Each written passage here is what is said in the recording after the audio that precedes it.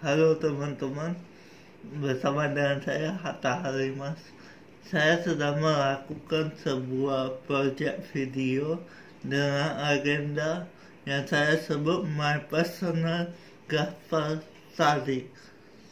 Tujuan saya adalah lewat acara ini teman-teman boleh diberkati dan saya akan membagikan pandangan saya, pendekatan saya terhadap Injil Firman Tuhan, di mana saya akan menggali dan membagikan mulai dari yang paling mendasar sampai kepada kepenuhan kabar baik.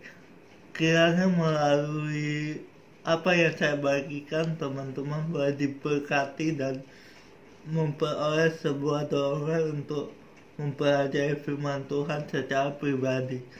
Apa yang akan kita lakukan? Pada bagian pertama, saya beri tema refleksi terhadap renungan dari Injil. Ini adalah sebuah ajakan bagi kita untuk mempelajari Injil firman Tuhan.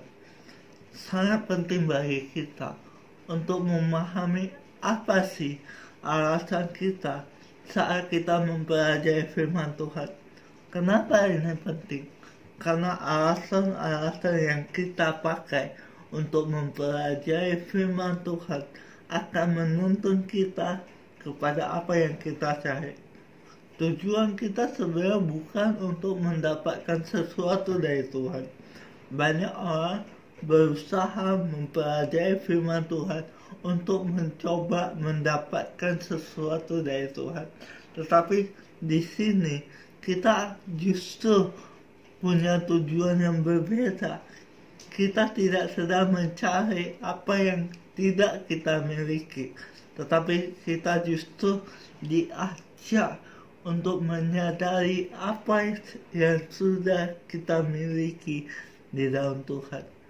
Dalam pembelajaran ini, biasanya saya melakukan 5 hal ini yang menjadi pedoman bagi saya dalam berbagi. 5 hal ini adalah baca, uji, diskusi, perenungan, dan membagikan. Baca. Apa yang kita baca? Tentu yang paling utama adalah firman Tuhan, Alkitab. Ini adalah fondasi dasar kita terhadap segala sesuatu.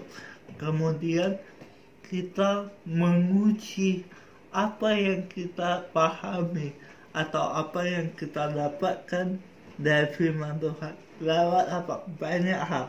Lewat buku rohani, lewat bahan-bahan penafsiran, atau melalui komentar Alkitab. Kita percaya ada begitu banyak tokoh-tokoh kekristenan yang mempelajari Alkitab yang dipakai Tuhan untuk memberitakan firman Tuhan bagi kita. Dan menurut saya itu adalah sesuatu yang sangat baik untuk menjadi bahan pertimbangan untuk kita dalam memahami firman Tuhan itu sendiri.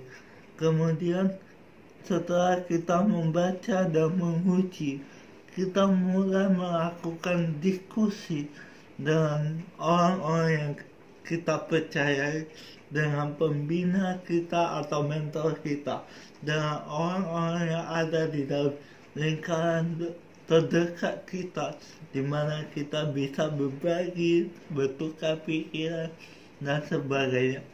Prinsip saya adalah begini: ketika Tuhan berbicara kepada kita, maka dia juga dapat berbicara kepada yang lain.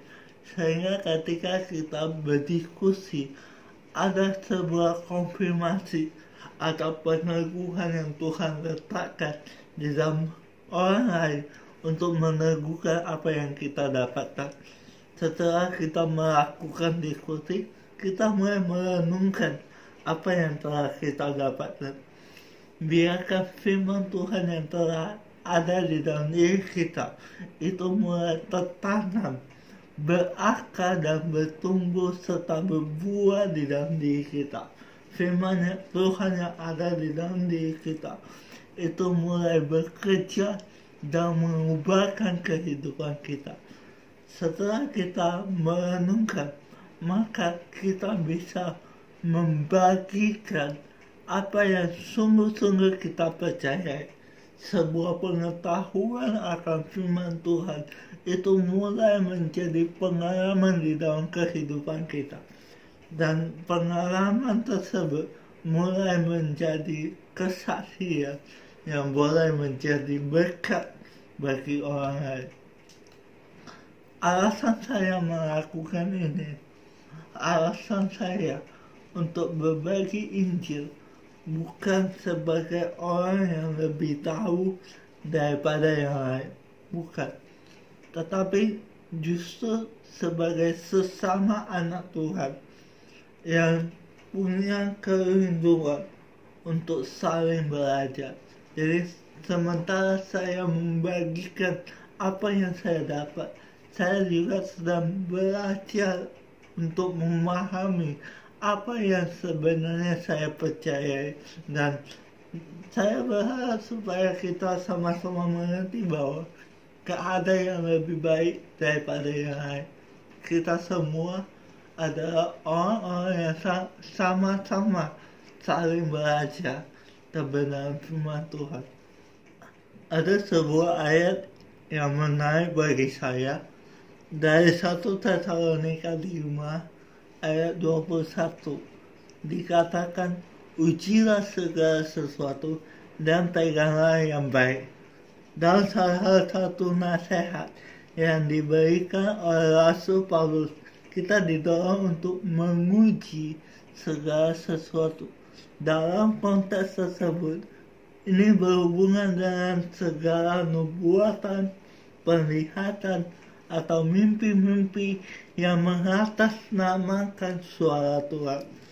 Tetapi saya percaya bahwa hal ini juga berlaku di dalam pengajaran yang kita temui di dalam kehidupan kita sehari-hari.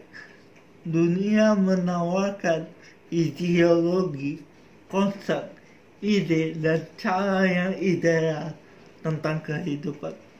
Tetapi kalau kita perhatikan semuanya, hal tersebut sebenarnya inti dari segala sesuatu yang diberikan adalah sebuah keyakinan yang berpusat kepada diri sendiri. Kata ujilah segala sesuatu itu punya maksud agar kita meletakkan segala sesuatu yang ada pada diri kita untuk kembali dipertimbangkan, diperiksa, dievaluasi.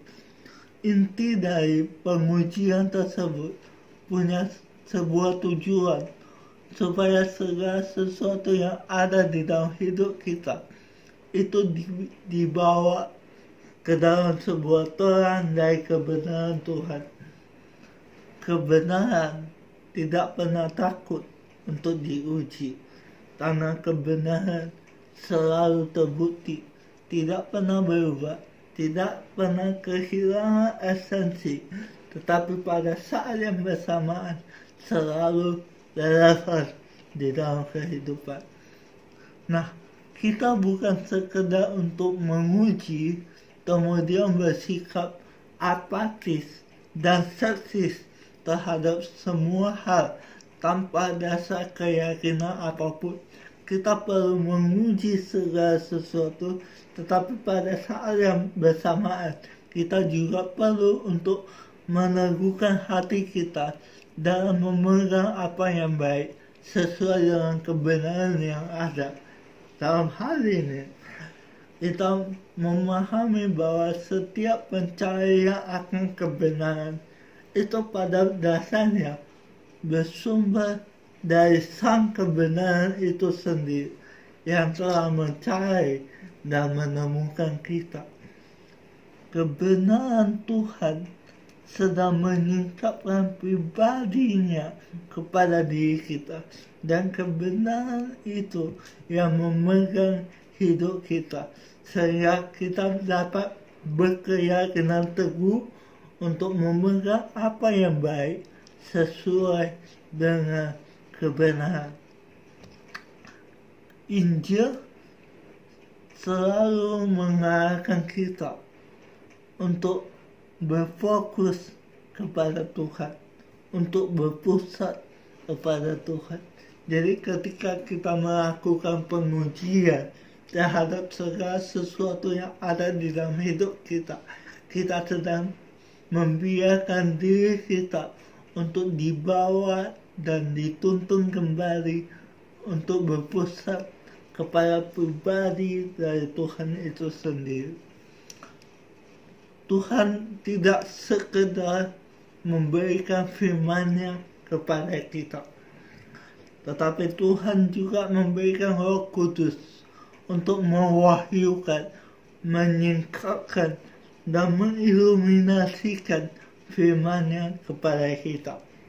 Sehingga waktu kita mempelajari dan membaca setiap halaman dari firman Tuhan, kita dapat melihat Yesus Kristus, bahwa segala sesuatu adalah tentang Dia dan berpusat kepada Dia, bukan kepada diri kita. Firman Tuhan, Injil itu seperti sebuah kacamata. Tanpa Injil, tanpa firman Tuhan, segala sesuatu itu tampak kabur dan memudar. Tetapi ketika kita melihat segala sesuatu dari rasa Injil, dari rasa kebenaran firman Tuhan, segala sesuatu yang tadinya gak jelas, itu menjadi jelas. Dan kita dapat melihatnya dengan pemahaman yang tepat dan benar. Dan coba tebak, saat kita melihat segala sesuatu melalui Yesus, kita mulai melihat Yesus di dalam segala sesuatu. Saat kita melihat segala sesuatu melalui Injil, kita mulai melihat Injil di dalam segala sesuatu. Injil Yesus Kristus itu seperti sebuah perspektif, sebuah sudut pandang bagi kita untuk memahami segala sesuatu secara tepat, secara benar, secara baik. Jadi teman-teman, saya ingin mengajak kita untuk tetap semangat mempelajari firman Tuhan, Injil Yesus Kristus, yang senantiasa mengubahkan, memerdekakan, dan meneguhkan kehidupan kita. Tuhan Yesus memberkati.